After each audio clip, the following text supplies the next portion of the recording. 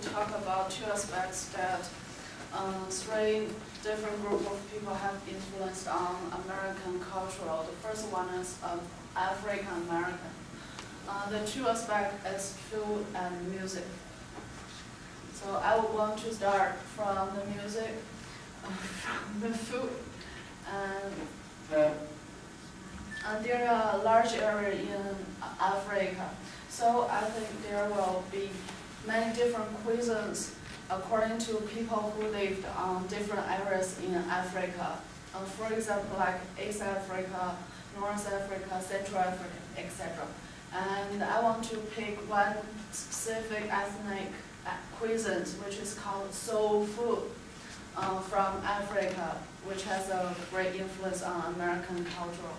And I think soul food is an important dishes in Southern America, and people can find soul food in almost every African American community, especially the cities with large population of the black people, like the cities of Chicago, New York, New Orleans, and Los Angeles, and absolutely Washington, D.C.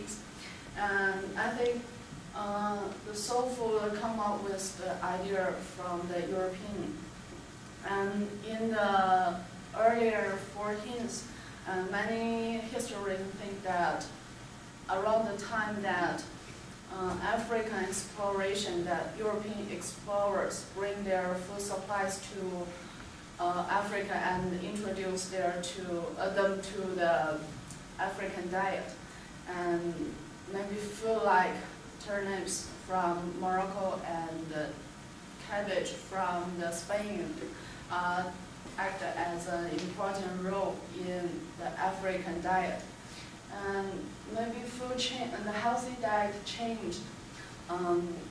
Maybe when the slave trading begins in the late 14th, and fortunately the crops showed up in the American land when the slaves are coming from Africa to the American across the Atlantic Ocean. And I think actually the slaves have a better or healthier diet than their owners, because their owners always have the fatty food, which contains less or no vegetables and lots of sweets and alcohol, which make them weak and not so energetic. But the slaves need to be more stronger and energetic in order to work on the field. So they have a large vegetarian meals during the day. And when the slaves are involved in the plantation houses as cooks, the soul food took part in the American diet. And as the slaves are assimilated to the American slave society, the soul food are more and more important to Americans. And these are the two different times that soul food acts. In the past time, soul food are mainly made up of the pork products, and the fried dishes are cooked with hydrogenated vegetable oil. And if the consumption of the calories are not proportional to what they receive from the food, and the obesity, hypertension, and cardiac problems, something like that will come up, and people will suffer from it. And as the development of the food become better and better, in the modern method of cooking are introduced into the soul food, and the liquid vegetable oil instead of the hydrogen one, and the smoked turkey instead of the pork products, which will make people healthier than before. And this I want to introduce a specific type of soul food to you guys, which is called the collard greens. And the collard greens, I think it's good because it contains calcium, vitamins, and maybe the beta carotenes. And it always, maybe often cooked with the other green leaves, such like kales and turnip greens and spinach. And also, generally, it has been eaten all the year round, but maybe traditionally, people like to eat the collard greens on the New Year's Day because they eat collard greens to ensure that they will become wealthy in the coming years, because the shape of the collard greens like folding money.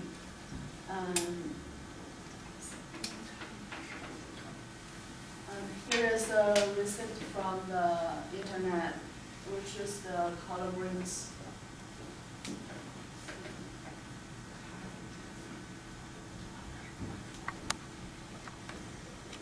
This is a little bit longer. For this week is collard greens. We're making some homemade collard greens. I'm so excited to show you this recipe. It's one of my favorite dishes that we make every year for Thanksgiving and sometimes for Easter too. So what we're doing is using fresh collard greens, and I'm going to chop up some onion and garlic.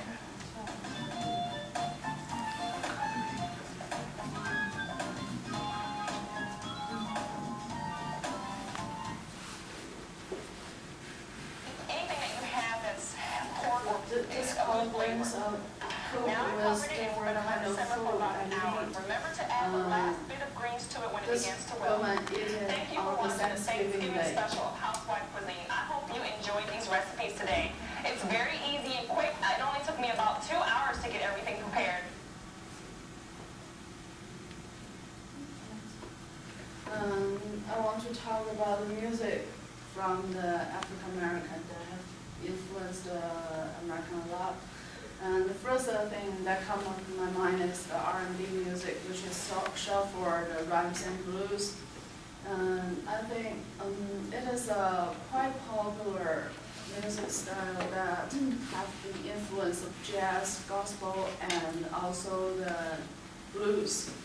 And in the maybe earlier 1940s, in its first manifestation, the rhymes and blues are played by small combos, maybe with 4 or 5 musicians, and contains a bass, drums, and 1 or 2 saxophones, and also maybe probably rhymes guitar or piano.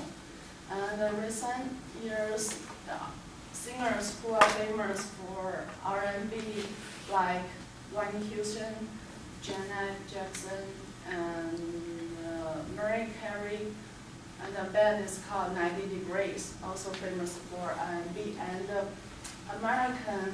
African-American singer who is famous for R&B is Beyonce.